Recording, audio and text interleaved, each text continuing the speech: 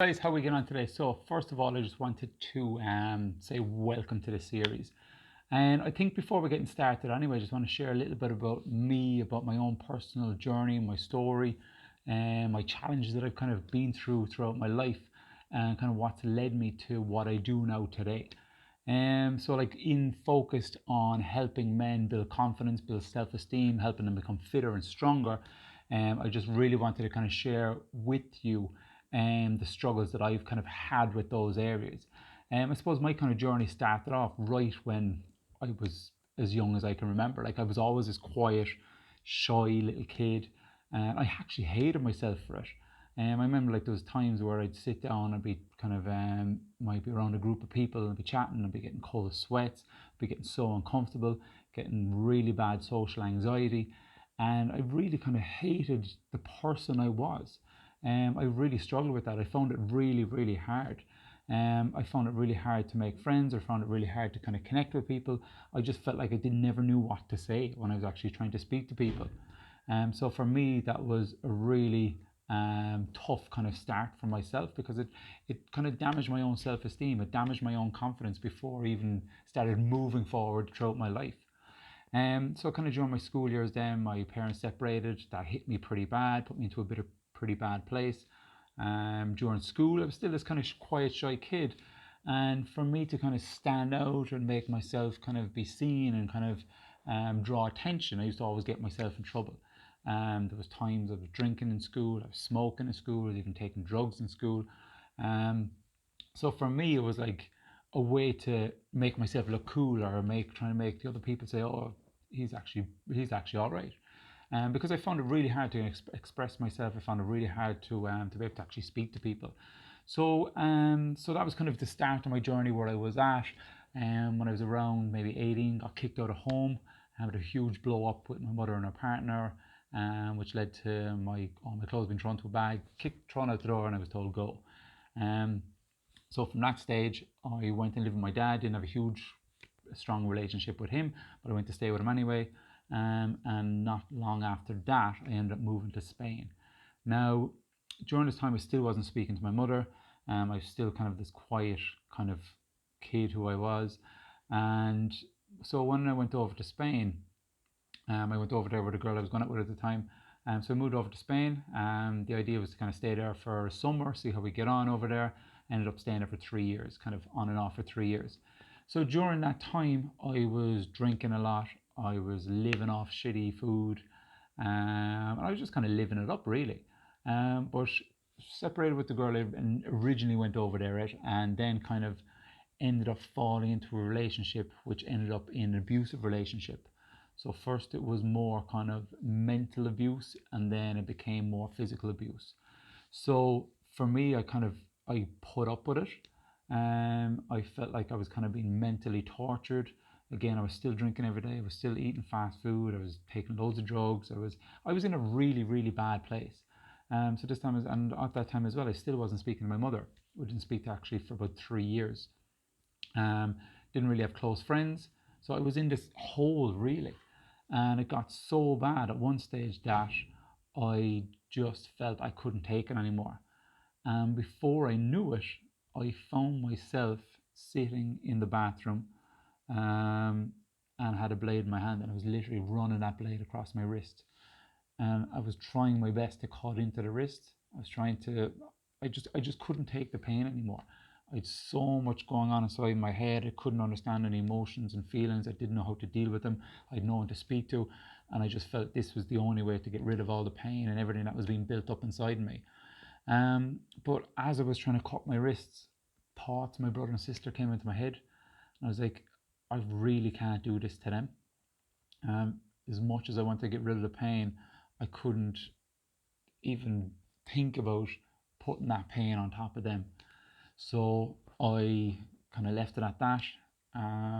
Things got bad again.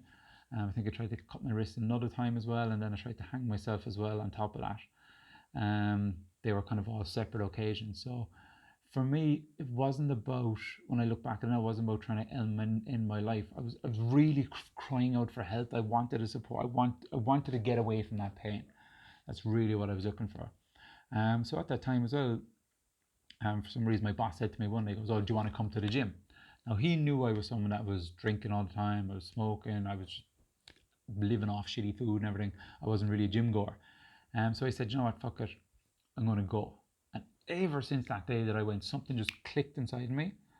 I was able to release all my anger, my frustration, my fear, anything that is built up inside me. I was able to just, it just dissipated.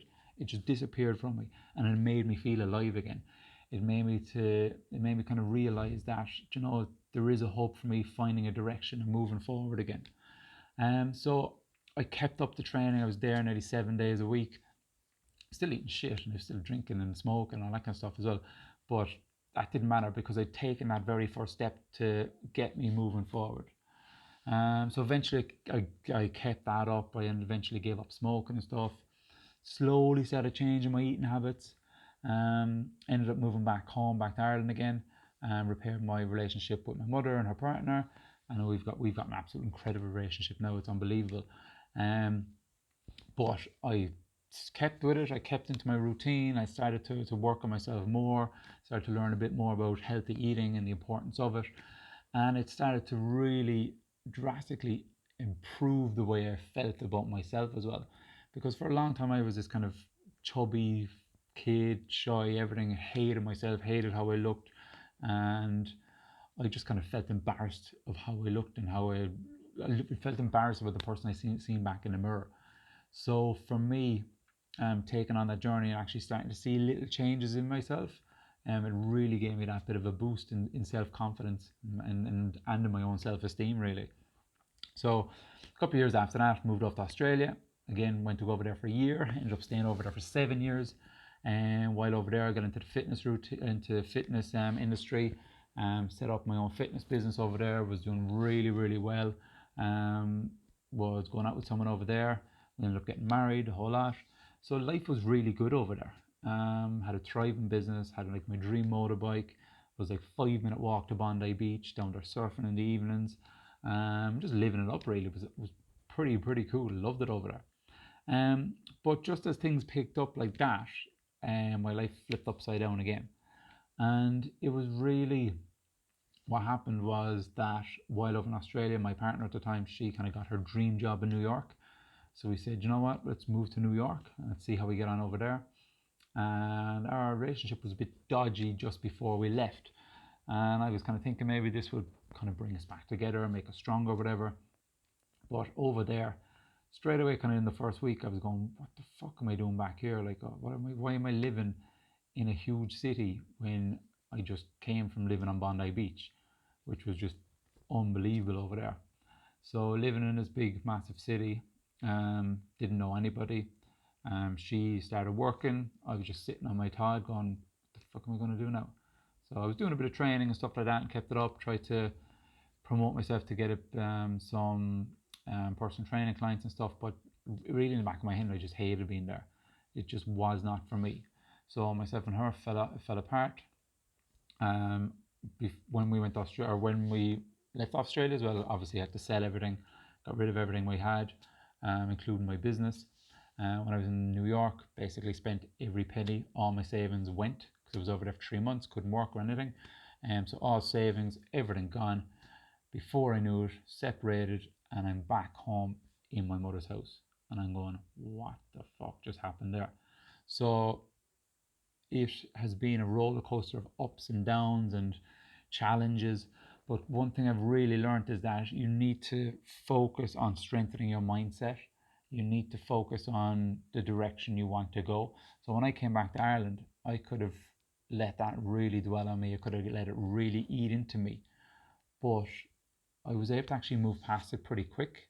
And it was just simply because I spent years working on myself. I spent years doing personal development. I spent years strengthening my mindset.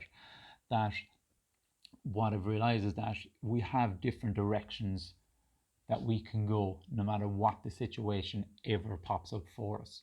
So when we kind of want to work, when we want to improve on something in our lives, we got to choose which path we want to take. And now, no matter what path you ever take, we're always going to come across challenges. We're always going to come across ups and downs. We're always going to get smacked into the face and blown back down. Now, it's how we tend to deal with those challenges, and it's the decisions that we choose to make when that happens is really what's going to determine how fast we move forward, or even the new direction that we start to take. And that's kind of really what I tried to start focusing on myself. Like, I didn't want to be held down, I didn't want to be held back. Um, so for me now, like, at this current stage, I'm supposed to get married this year, but because of COVID, we had to push it forward a year. I've got an incredible partner now. I even got a little baby. She's nearly 2 years old. Be 2 years now in September. Got an incredible stepson as well. So with having everything, with losing it all and picking it back up within 3 years, I thought that was incredible for me anyway. I thought, wow, do you know what? And it really started to strengthen that belief in myself of you can change things, you can achieve things, you can completely flip your life around if you want to. So yeah, when I came back to Ireland, I was sitting in my mother's house going, what the fuck am I going to do now? But I was able to pick myself back up. I've got my personal training business back up and running while back home in Cork now again. Like I said, get married, kids. It's all the things that I've wanted, but it's things I wasn't able to have before. And that's what I wanted. That's what I had in the back of my mind is I knew what I wanted to get, and I went after it and I chased it, and I eventually got it, and now I have it. So when we come across challenges in our life, we need to ask ourselves, you know what benefit is it going to have to us by dwelling on things, by letting things hold us back, by letting things hold us down? Like, how is that going to help improve our lives in the next 3 months, 6 months, 12 months? And if you can't find an answer for that, then you really need to ask yourself, then how do you want to improve your life? What are the steps you need to start taking? What can we actually start to do today to actually help you start to move forward? So that's just some of the challenges that I've been through in my life. Um, and right now, I wouldn't say it's perfect. You know, everybody has challenges, everybody has down days, everybody has times where we feel like shit, but that's okay. That's just life. That's just part of the journey. That's just part of all these ups and downs that we're ever going to go through. And we're always going to have the challenges, and we're always going to learn how to overcome different hurdles. And it's overcoming those hurdles that's going to really strengthen us for the next time it comes up. So what I want to say to you guys is, um, focus on what it is you want, the direction that you want to go, and really ask yourself, what's stopping you from doing that right now? Now, during this kind of series that we go through now over the next few podcasts and videos and stuff like that, I'm going to go through lots of different tips and tools, and hopefully be able to connect with you a lot more, and help you on your journey and help you overcome the challenges and give you some of these tools that have really kind of helped me move forward. So guys, again, thank you so much for taking the time to jump on today. I'll catch you soon.